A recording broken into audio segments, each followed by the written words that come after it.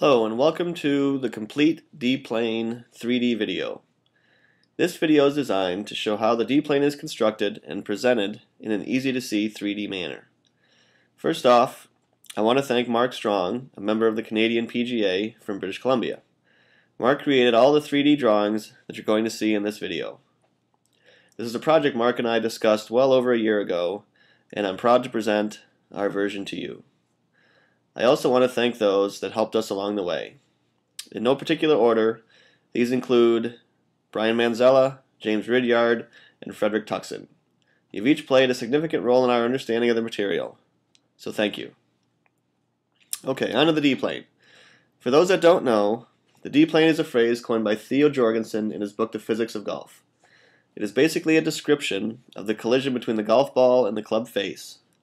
For the purposes of this video, we will be assuming that in each of the drawings that there is no gear effect by assuming the center of gravity of the club is in line with the initial ball's direction. Now this doesn't necessarily represent the real world, as many shots do have gear effect, and this is one of the items that the D-plane does not address very well, so we're not going to cover it in this video. However, with that being said, it is critical information for players and coaches alike to understand so they can better understand the ball flight. The D-plane is constructed by the 3D direction of the club head center of gravity, represented here by this pink line, and the 3D orientation or normal to the club face, represented here by this blue line, during the initial phase of impact. This video will show you how these two items or vectors are created and what they look like. Based on their orientation, a description of the ball flight can be suggested. Alright, well let's start looking with the swing plane. Now in each of the slides in this beginning part are going to be different planes pointed in different directions and of different angles. Now these planes don't actually impart any direct information to the golf ball, but over time I'm guessing that they would lead to some noticeable patterns. These images are also typically what is described when talking about the swing or how the swing plane direction would look on video or to someone watching. So here you can see a circle inscribed on a plane, and the plane's been extended to help with understanding and viewing. This first image is of a plane that is directed toward the target, where the horizontal direction is 0, and is at an angle of 60 degrees. That's the vertical component. I'll rotate around the image around a few times just to give you an idea what it looks like. So here's from directly overhead. You can see the baseline of the plane parallel to the target. And directly from behind, one thing to notice from this picture is that the club shaft angle and the plane angle don't necessarily match. So when we're talking about the plane angle, we're talking about the angle that the center of gravity of the club head is traveling on. And then lastly, from face on at about ground level. Alright, so on to our next slide. This slide here is at a different angle and pointed in a different direction. The plane angle of this one is 45 degrees, and this one is pointed 4.5 degrees to the left. The black line representing the tangent to that direction to help you better see its direction relative to the target line. That's this black line right here. Once again, we'll see it from a few different perspectives. From above, you can clearly see that the black line and the base of the plane are pointing left of the red target line. From behind the target line, you can clearly see that we're looking through the back of the plane. Now this little red line here would be the axis of the target line. The program doesn't allow us to get exactly behind that, so there's a little bit of skewed perspective here, but I think you get the idea. So this one would certainly appear to, for someone watching or someone on video, be a swing to the left, and it certainly is a swing to the left, 4.5 degrees to the left. And then again, from face on. Okay, on to our third plane. This one has a vertical component of 55 degrees, so between the first two, and this one here is pointed to the right, 5.5 degrees. Once again, you can see the black tangent line is pointed off to the right, and we'll look at this one from a few different angles as well.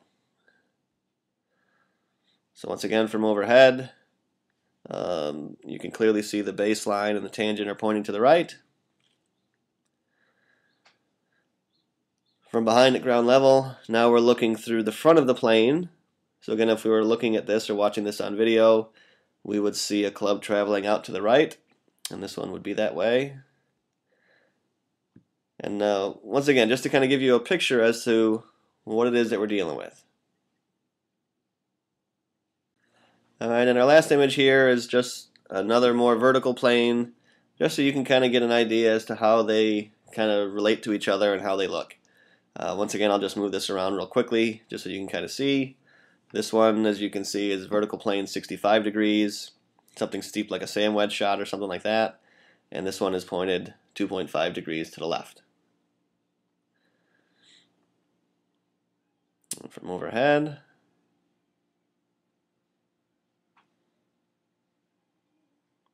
from behind the target line, again, just looking barely through the plane, you can see how much steeper this one is compared to the others.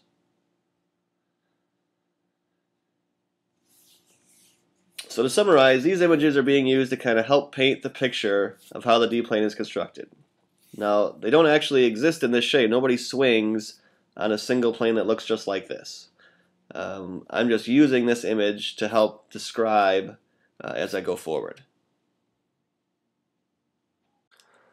Alright, in this section, we're going to start talking about the bottom vector of the D-plane, which is the 3D direction of the center of gravity of the club, or the club path. There's going to be a whole series of slides discussing that feature and showing you how it's calculated. Now let's go ahead and get started.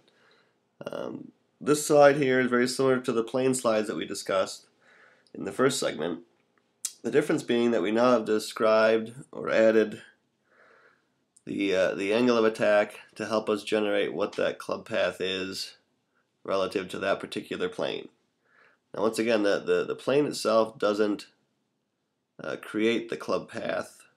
The club path is created from the center of gravity of movement of the club head. So we'll move this around a little bit. This particular slide is a vertical plane that's a 45-degree angle, and it's pointed in a horizontal direction right at the target. So we've added a vertical component to the path, which is the angle of attack, and the horizontal component of the path, which is also right at the target. You'll see as we go through this here. So looking from directly behind, we've got our plane angle again.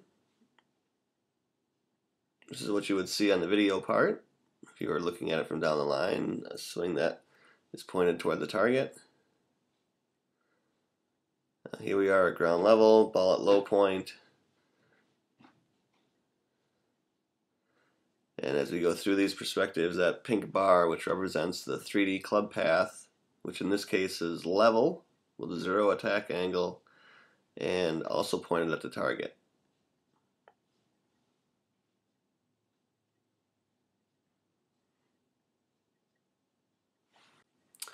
Alright, so here we've got the same basic picture, except we've changed just the plane part. In the last slide it was a vertical plane angle of 45 degrees. Here's one at 55 degrees, but also pointed at the target. You can see here that we have created the exact same club path numbers, even though the vertical plane piece has changed. So remember, it's this pink piece, it's this bottom part of the vector that's going to influence some information on the ball. This plane piece is not creating any information on the ball. It's what this pink piece is that's going to do it.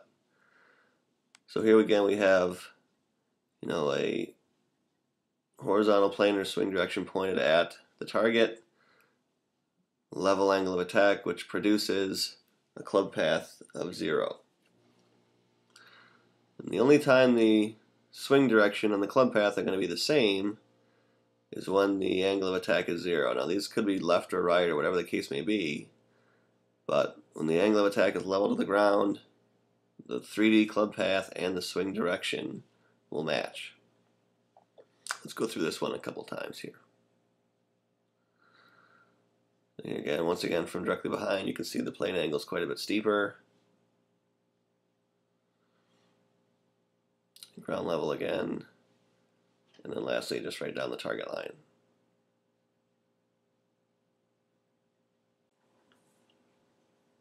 Okay, now let's get into the good stuff here. Now this slide here shows how the angle of attack affects the path relative to the plane. We've got a 45-degree plane angle pointed at the target. This time we've got a vertical component to the angle of attack of plus 3 degrees. You can see that this 3-degree positive angle of attack affects the actual 3D club path when the collision of the ball and the club occur. In this case, it creates a path that is going 3 degrees to the left and 3 degrees up. When we look at this swing from behind or on video, we'll see a perfectly on-plane swing, but without being able to measure on-plane, by on-plane I mean a swing that's pointed at the target. But without being able to measure the 3D path, we might make some wrong assumptions of the face and path relationship that created a particular ball flight. So once again here we have this yellow plane pointed directly at the target, this little pink bar representing our club path. Now the club path is really independent of this plane.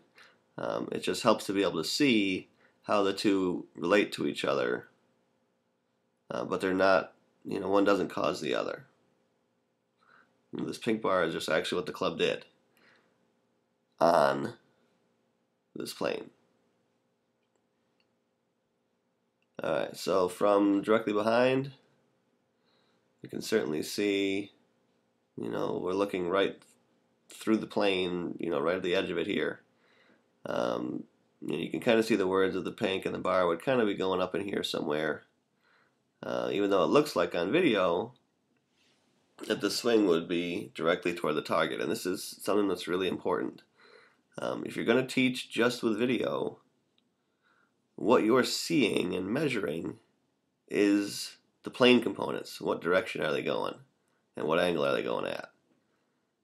You'd need a Doppler radar or a TrackMan or flight scope or something like that to measure these pieces here to actually know what the club path is that's creating the ball flight that you see.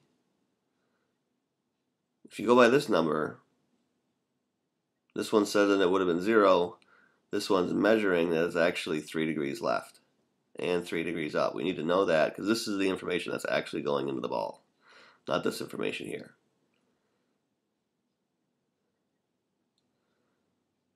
So here from ahead, or from overhead, here's our red target line, here's the base of our plane.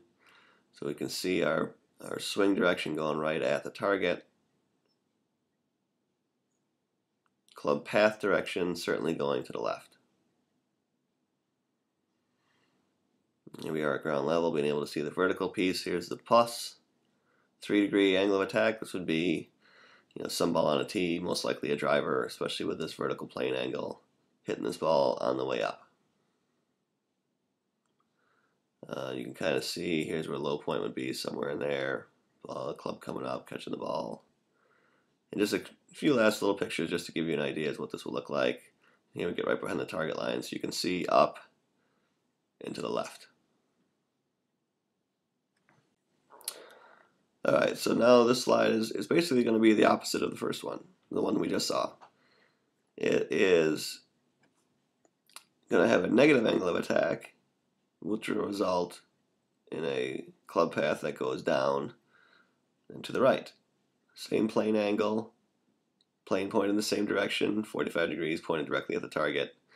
Now this time we're going to hit the ball before low point, 4 degrees down, and show how this affects the club path as well. So here we are, one from overhead, base of the plane. This one, is skewed just a little bit because here's our straight down looking through the plane part, but clearly you can see that the pink bar is pointed off to the right here. Here we are again from directly down the target line. if we're watching this on video, we're seeing a swing, tracing a nice plane gets going toward the target, but it's not really the direction the club is going. You can kind of see this little bitty pink bar here. This is the true direction of the club at the strike. This is the direction that the club is going that's going to provide information to the ball, not this plane here. It's what this direction is right down here. So once again, I can't state this strong enough that if you're watching just on video, watching your swings, you're probably not getting all the information that you need.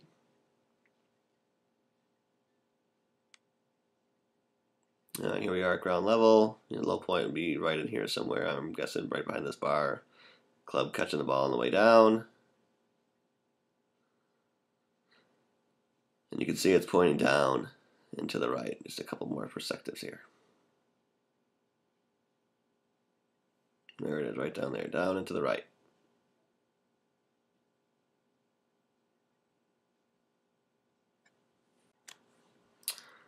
So as we saw in the other two slides, if we have a swing direction that's pointed directly at the target, we only have a 3D path that's going toward the target when our attack angle is 0. Now anytime that's either positive or minus, that with a plane that's pointed directly at the target, we don't end up with a club path pointing at the target. So how do we get a club path pointing at the target with some angle of attack involved in the shot? So here we have a plane angle again, 45 degrees. This time that plane is pointed 4.5 degrees to the left. Our angle of attack is downwards 4.5 degrees, which is going to give us a result, a club path of 0 degrees. So this club path is pointed directly at the target, but below the target. So this would be, how do we hit an actual straight shot hitting down on the ball? Well, we're going to have to swing a little bit to the left, hit down some amount, and that will produce a shot, or at least a club path that points directly at the target.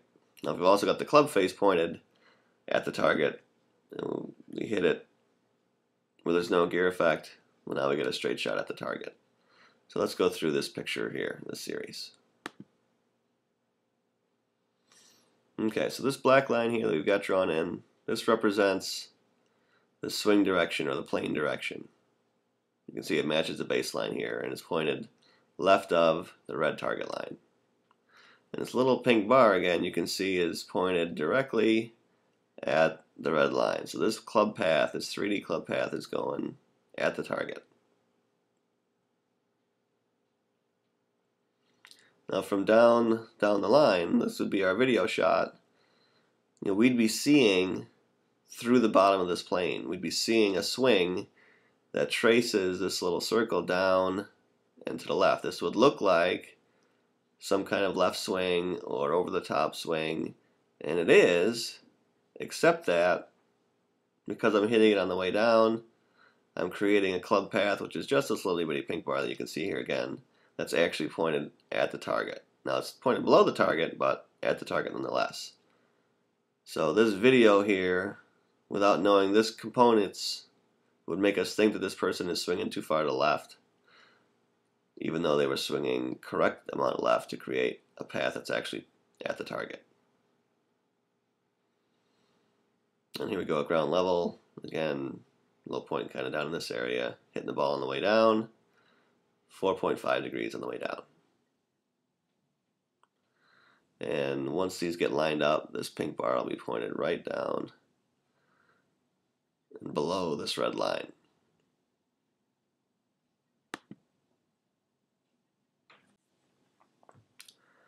Alright, so in the previous slides, we've been dealing with the same plane angle, or the vertical component of the plane, that was 45 degrees.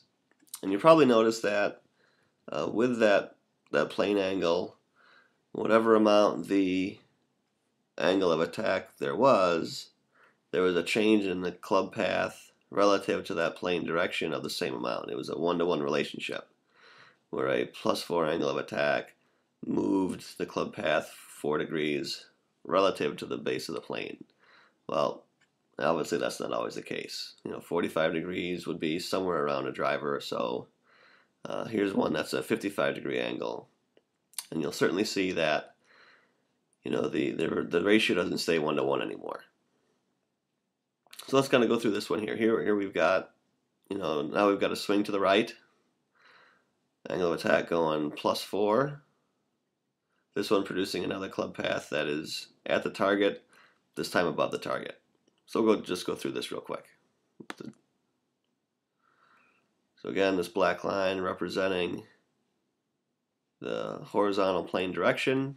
I'm matching the baseline here, pointed off to the right. Our pink bar running right down the target line, that's our club path.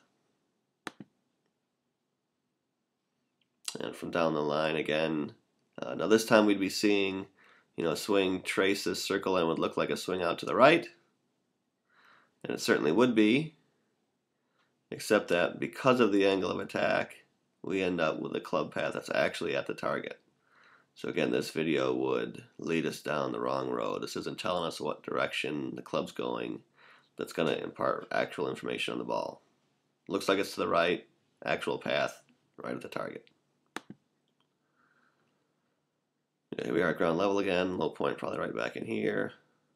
Here's our positive angle of attack. And once again, as we line these up, we'll get one that's going directly over the target and up. These next couple slides are just going to be just some examples of other plane angles and plane directions and angle of attacks that will produce a club path of 0. So this one is a 60-degree plane angle pointed 1.4 degrees left. An angle of attack of 2.5, which gets us a club path of 0. So once again, same information, just a different example.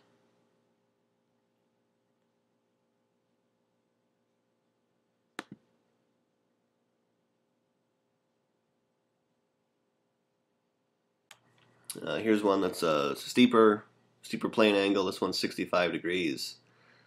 This horizontal plane direction is 2.3 left. Angle of attack is 5 down, which produces a club path of 0. So at this plane angle, we've gone almost all the way to, we've got to have the angle of attack twice as much as the horizontal plane to get it back to 0. So once again, these are just different plane angles that produce club paths that all point to the 0. It's this club path part. This is the part that we really need to know to predict what the ball is going to do, not the plane piece.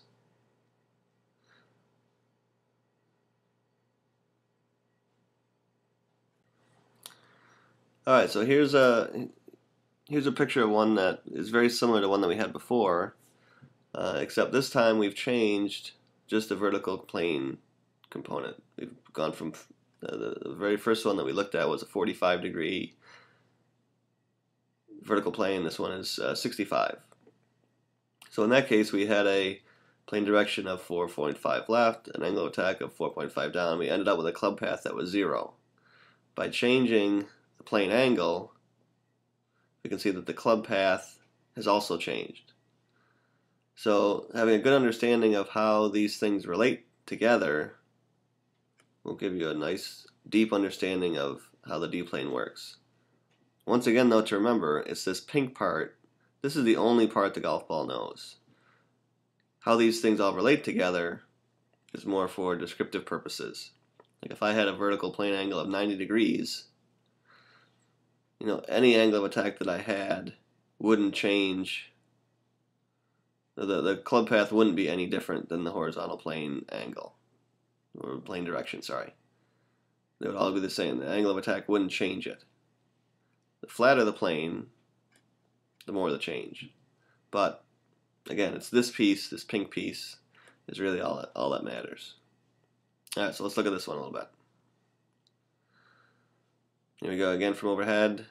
Our black line representing the direction of the swing plane, matching the baseline. The pink line here pointed off to the left. We can see that. Here we are at ground level, quite a bit of a steeper plane, looking through the plane, all the things that we mentioned. And here's a little bar here that's pointed off to the left. Once again, I mentioned before that we can't get directly behind the target line. It won't allow us to do that. So this perspective is just a hair off, but you can certainly see that this bar is going to the left. And down. 4.5 down, 2.4 left. And swing direction, club path, target.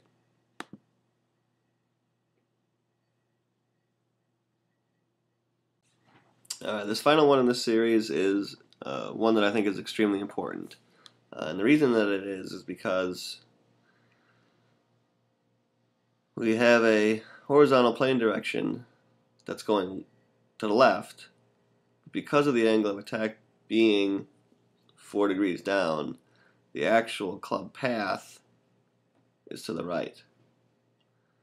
So let's kind of run through this and see how can that be? How can we swing to the left and actually have a club path to the right?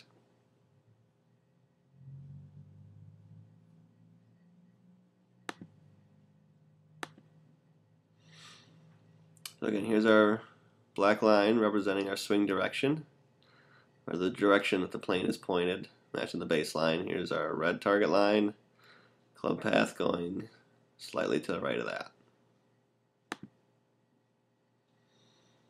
And here's our swing on video, swinging off to the left. This would certainly lead us down the road of, oh gosh, we need to get this person to swing more to the right if they want to hit it straight. Well, it turns out is that they're already swinging too much to the right if they're trying to hit a straight shot at the target. So this could, as far as teachers go, this is critical to be able to understand that we need to know what this piece is to really know what direction the club's going. Not this piece, not this swing plane piece. And from face on, here we start to get a better picture of how they interact with each other. Black line, swing direction, pink line, club path. Down 4 degrees and to the right.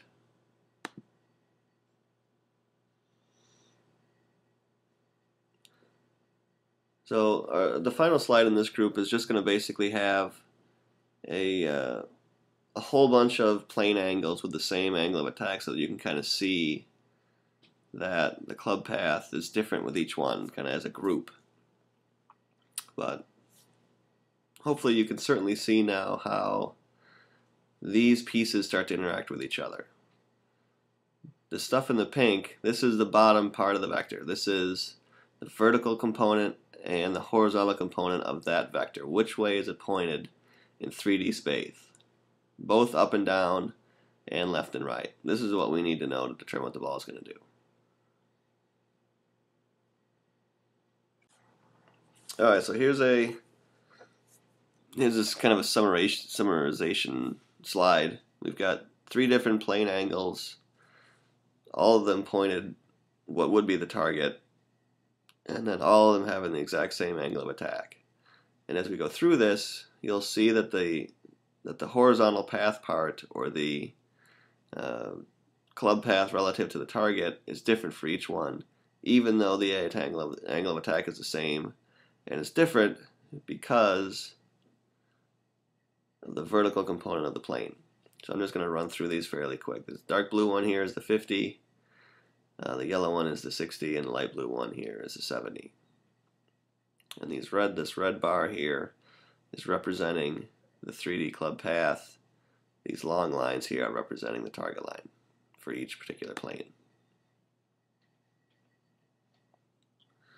So here we are behind the yellow one. You can just barely, see the plane going through here. Here we are behind the blue one and the light blue one. So you can start to see how the club path is pointing less and less to the right with each of these planes. That's all this is designed to show. Here's our little red bar here, down and to the right. Not as much as the dark blue one. more than the light blue one. Same thing here.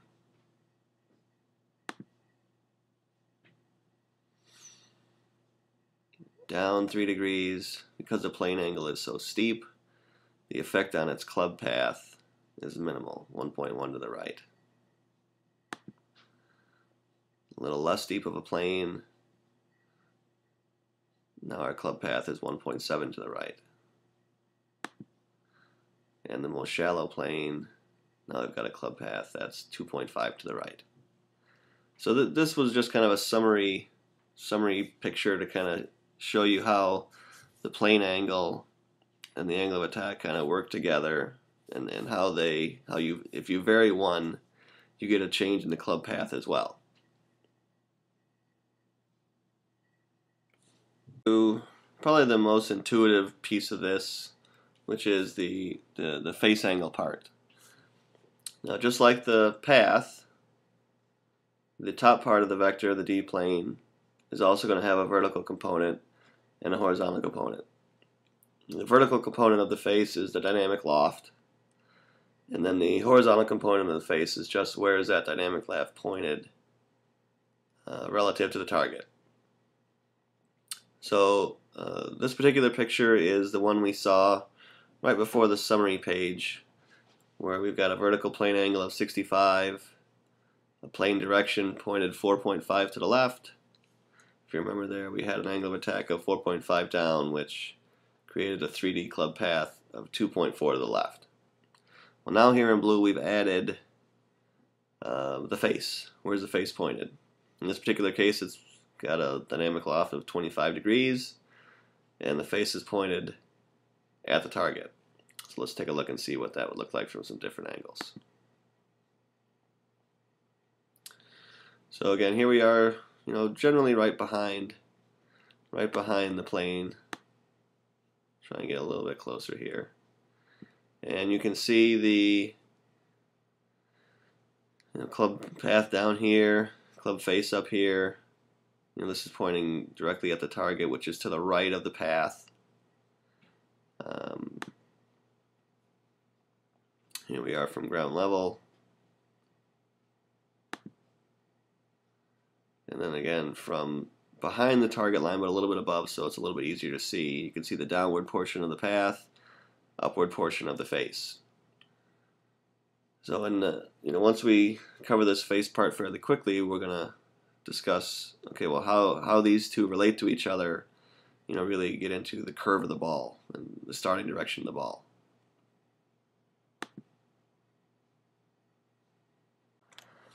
And this picture here, very similar to the last one, except in this case we've pointed the horizontal face angle 2.5 degrees to the right. Same vertical component of the face, 25 degrees, loft. All the other parameters have stayed the same. Plane angle is the same. So this is basically the same swing that we just had, but with the face that's more to the right. Just to show you what that looks like. Once again, this face angle can point anywhere. It can have any amount of loft depending on the club. It can point in virtually any direction. This blue line is, like I said, the most intuitive part. This is just where the face is pointed. How the face is pointed and where the club path is going, these are the things that will directly influence where the ball goes. We'll cover that here in just a little bit, but let me give you a look at what this would look like. Alright, so here we are. Kind of from above, club path a little to the left. Face angle you can see now pointing right at the target line. There's a little bit of a larger gap between the two as you look at them. From behind the plane again. And just about at ground level. So, once again, the club face part I'm not going to spend a lot of time on. I think it's pretty intuitive. It's basically where is the 3D direction of the face in both a vertical component and horizontal. How much loft does it have, and what's the face angle? Alright, so now that we've shown you how the vectors are formed, the 3D club path and the 3D face, the space in between that's what we call the D plane. Um, also contained in the D-plane is the spin information and the launch information. That's what we're going to cover next, is the spin and then lastly the launch. But the D-plane now has been formed between the path and the face. That's what it is. So let's go ahead and move on to spin. So we're going to start out with some shots that are straight shots, one toward the target, one to the left, one to the right, just so you can get a feel for what they look like. Just like all the other components that have a vertical and horizontal piece, you also want to think of spin the same way. The vertical component of the spin is a term that TrackMan uses called spin loft. And spin loft is basically the distance between the face and the path. Now that also takes into account whatever divergence is between these two if they're not right on top of each other, if it's not a vertical D-plane, if the D-plane is tilted. So the spin loft includes all of that between the face and the path.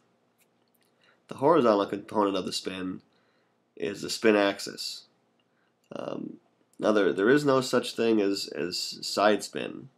The ball spins around a single axis, and depending on how that axis is tilted will determine how the ball lifts, and then as it interacts with wind and gravity we see curve. But it's only just spinning on a single axis, kind of like an airplane. If the airplane wings are perfectly horizontal, the plane flies straight. As soon as we start to bank the plane goes in that direction. Golf ball works the exact same way. It's got a single spin axis running through it. Depending on how that axis is tilted, determines how the ball appears to curve as it interacts with the wind and gravity. Once again, the spin loft, that's how much spin that it has for any given speed. The greater the spin loft, the more spin the ball will have for any given speed. So here we have a vertical D-plane that's pointed at the target. We've got all our conditions here. Our club path of 0. We hit down on it 2 degrees. A loft of 17.5 and a face angle also pointed at the target, which yields a spin axis of 0. Perfectly horizontal spin axis. This would be a straight shot. And a 3D spin loft of 19.5. It's basically the dynamic loft along with the attack angle will give us the spin loft. Now in this particular case, the path and face are directly on top of each other, so the spin loft is going to equal the dynamic loft and the angle of attack together. Now if this was like a +2, we'd be subtracting that from the 17.5 to get 15.5, but because this is downward, we're increasing that distance so we get the 17.5 and 2 for 19.5. So let's kind of quickly look through what this would look like. After this, the next couple would be like a straight push and a straight pull. We'll do those also really quickly. So here is from basically behind the target. We've got a path that's at the target, but a plane that's a little to the right. Here's our spin axis, our D-plane, straight up and down. You can barely see it here. Here we are basically at ground level, what that would look like. And just moving in so you can see where the space is coming from, what the lift direction is, and it's the lift is going up the plane. So it's kind of traveling in this plane going up, up, up, up, up, up, and then would kind of fall down like that. But it's only spinning backwards, and it's spinning with this axis. So there's our straight shot. This is how we do it. If we have some kind of downward strike, we're going to have to swing in some amount to the left, which will yield a club path of 0. Get our club face also at 0. And now we're going to get a ball that's going to fly straight, assuming no gear effect.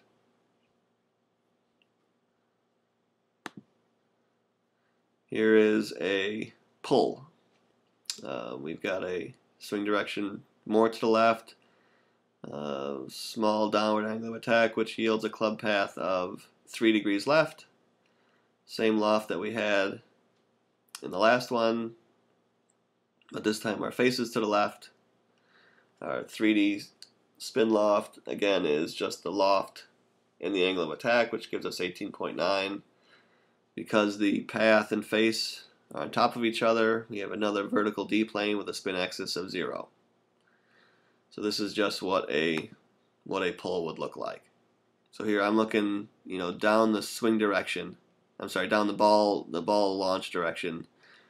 So that's how you can see that plane is vertical and pointed to the left of the target. Spin axis of 0. Here we have a push. Club path is going off to the right, face angle to the right. Again, very simple. Just a different way of showing you how straight shots can occur. This is a straight shot to the right. A push for a right-hander. Spin axis of 0. Ball travels up the D-plane and then right back down to the ground. That's where it comes from. Straight shots, 3D club path, face angle, point in the same direction, no gear effect, spin axis of 0.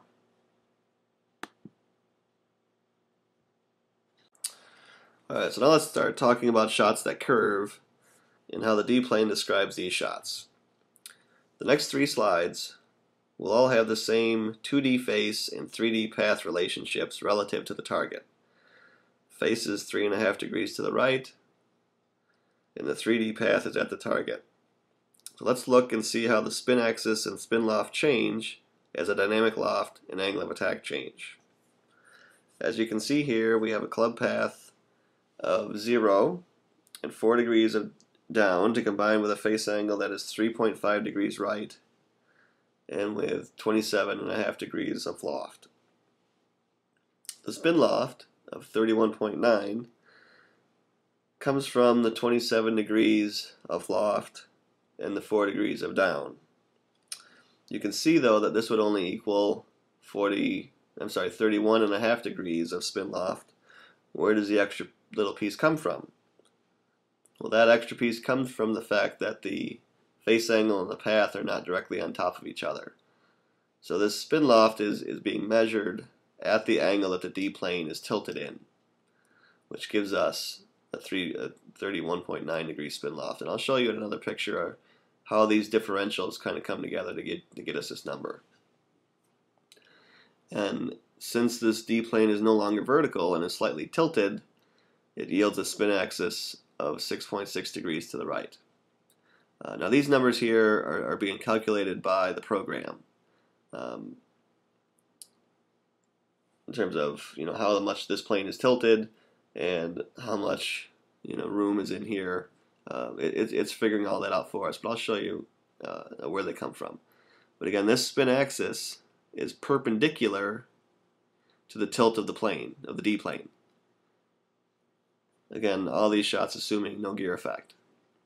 So let's go through this one here. So here again we have a path at the target, a face that's to the right. So we have this plane that's tilted to the right, this 6.6 degrees. This would be a shot that's going to start, a little to the right of the target line, and then lift in this direction and then kind of fall out this way, something like that, some kind of small fade.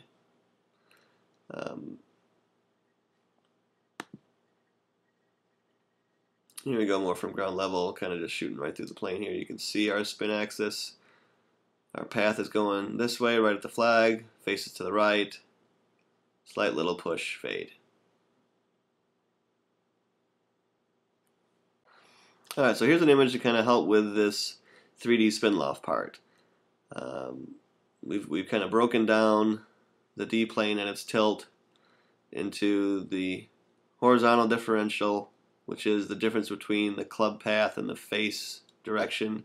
Here it was 0, face angle was 3.5 to the right, and then the vertical difference, that would be this piece here. So this spin loft is a 3D number. It combines, if there's any differential in the horizontal component where the face and path are pointed relative to the target, and then the vertical component is where the face and path are relative to each other on that scale. So how much difference in terms of loft versus path. So that's where that 3D spin loft number comes from. That is being calculated, is how these things all relate with each other. Vertical D-plane will have 0 horizontal differential, so it will just be the difference between the angle of attack and the dynamic loft. As soon as this horizontal differential comes into play, well then our 3D spin loft is going to increase. And for any given club, the smaller the spin loft is, the more compression that we're going to feel. As this 3D spin loft gets greater and greater and greater with any given club, it'll feel like less compression.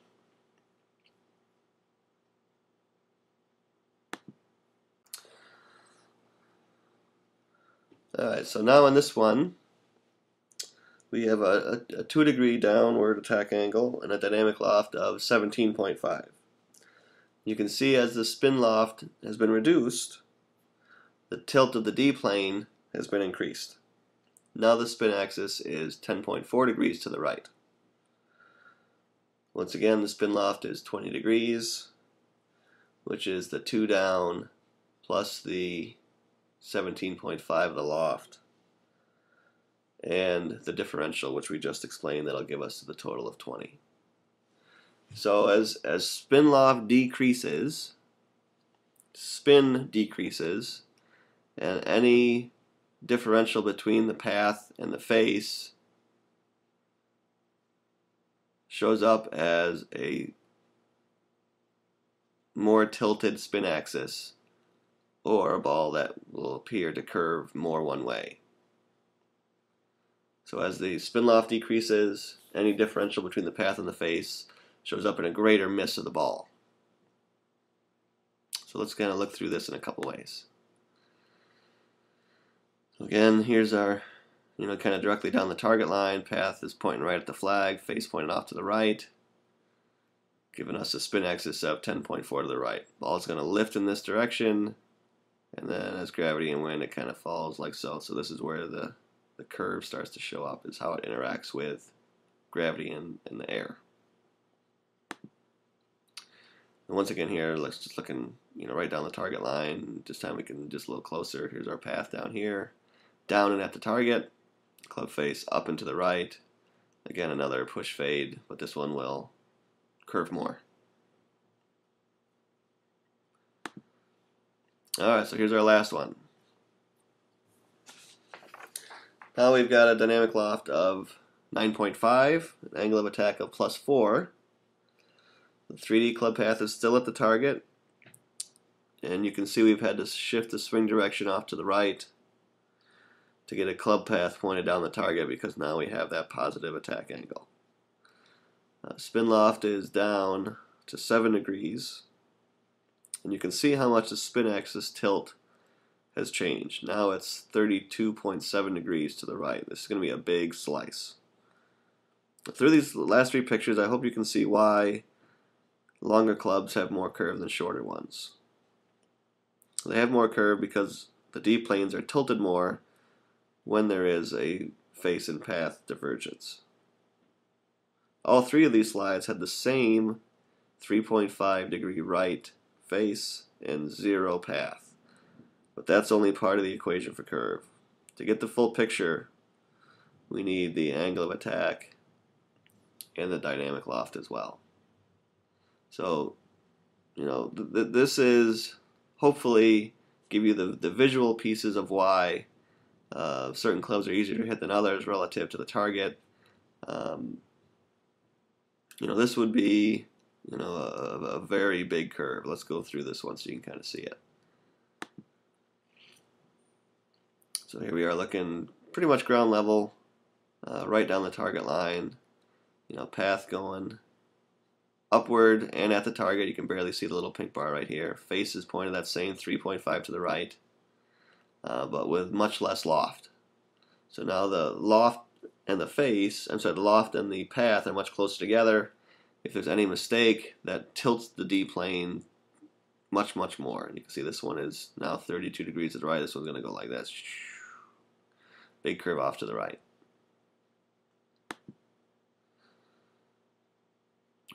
Once again, here's our path, here's our face. Right in here is our D-plane and our spin loft. Spin axis, ball lifting in this direction. This is the direction that the ball's lifting in. You can see it's lifting away into the right. That's what we got here. So hopefully this spin part helps explain how and why certain clubs spin more or harder to control than others. And the last thing we're going to cover today is the launch direction of the ball.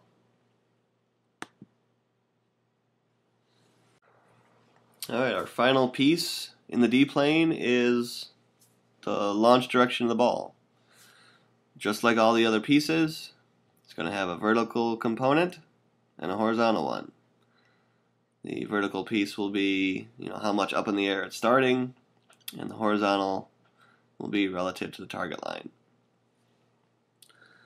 Now, in this series of slides, you're going to get a chance to see those launch conditions. Now, we've estimated that the percentage of launch based on the spin loft, so these are not actual real shots. The low spin loft slides, we used a ratio about 80% closer to the face, and for the high spin loft shots, closer to 65%. Now, those launch conditions can vary due to a couple of variables like friction, and are represented here as an assumption, but it's likely for the spin lofts that we've shown. The ball is always going to start closer to the face, but that percentage can and does change. I've heard of as low as 55, so almost halfway between the path and face. I've heard as high as 90. Once again, we've just used some general guidelines as to what would be acceptable in terms of where this ball is going to launch between the face and the path. It's always going to be closer to the face. That's the main thing to take out of this. Alright, so on our first slide here, this gray bar is representing the launch direction, both horizontally and vertically. Vertically 13.7 degrees up, 2.6 degrees to the right. So here was our our club path of 0, face angle to the right, our spin loft of 21.5, spin axis of 9.6. So slightly different than some of the ones that we've seen, but again, it's going to be some kind of push fade. Let's go through this one here. So here's from overhead. This red line here is our target line. Here's our swing direction, 1.4 to the left. Pink bar, this one has a down angle of attack and at the target 0. The blue line representing the club face, and here's our gray line. This is the launch. So if I'm looking straight down on the D plane, the launch is going to always be somewhere between the path and the face and closer to the face. So our face was pointed 3.5 right. It's launching at 2.6 right.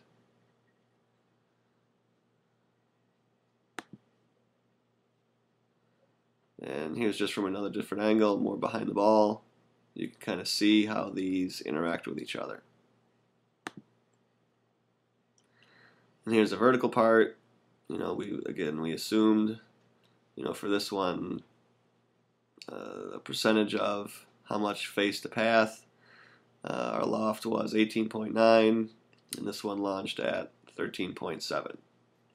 Again, had a spin axis of 9.6 to the right. Small little push fade.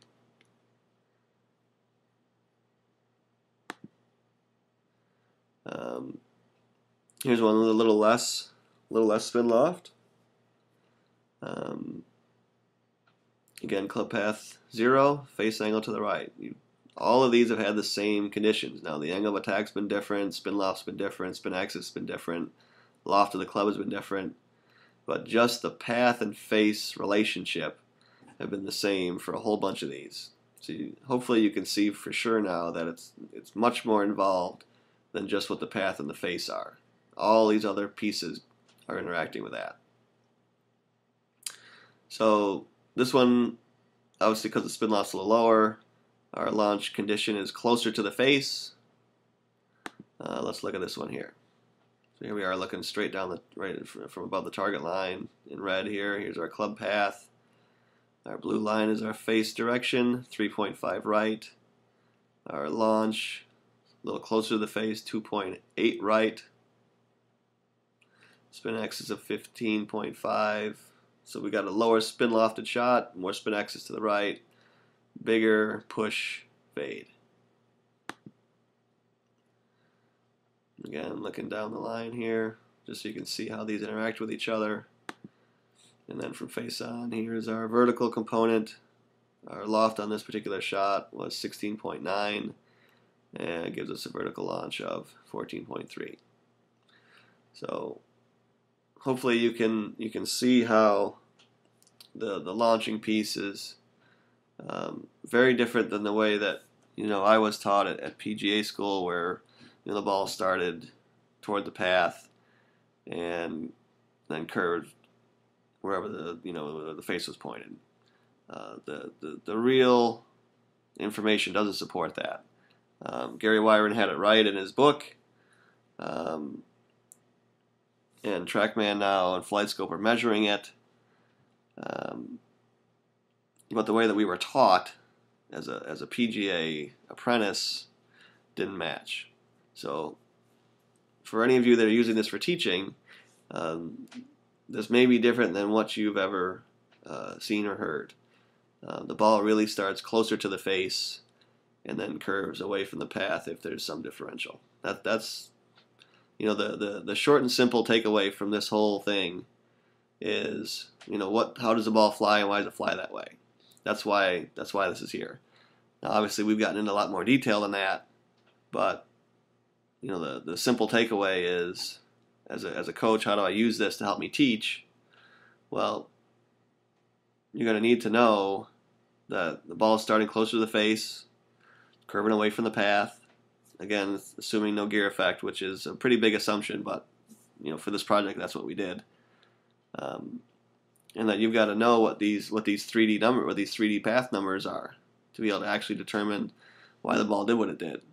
If you see them, a particular flight, you've got to, if you can't measure it with one of the radar machines, you've got to do a little bit of guessing, a little bit of estimation of what you think the swing direction was, if you're looking at it on video, relative to what the club path was, if you saw them hit down on it or hit up on it. And that's going to be really hard to see. It's very difficult. Having these numbers presented for you that are measured with a device makes teaching much faster and much more simple. There's no guesswork. You can see and show the student changes that you've made that directly show up in numbers that they can equate to feel. So that's the general takeaway here. And here's our final one. And this might represent something like a pitch shot or something of that nature. A much higher spin lofted shot. You can see the launch condition is much lower. This particular one has a path a little to the left, face angle that is square. A horizontal launch that's just a hair to the left. And a vertical launch that is, quite a bit different than the spin loft. So let's just run through this one here real quick. Okay, so here we are looking down the target line. Face angle is right on the target. Here's our path. Our gray bar is, as we're looking at it, is getting down closer to the path. So basically we're looking, straight down the D plane, or straight down the target line, and we're seeing the tilt in the D plane. Here's our down angle attack, our face. This is where all our spin loft is coming from. And again, just from a little farther away, you can see how these things are interacting with each other.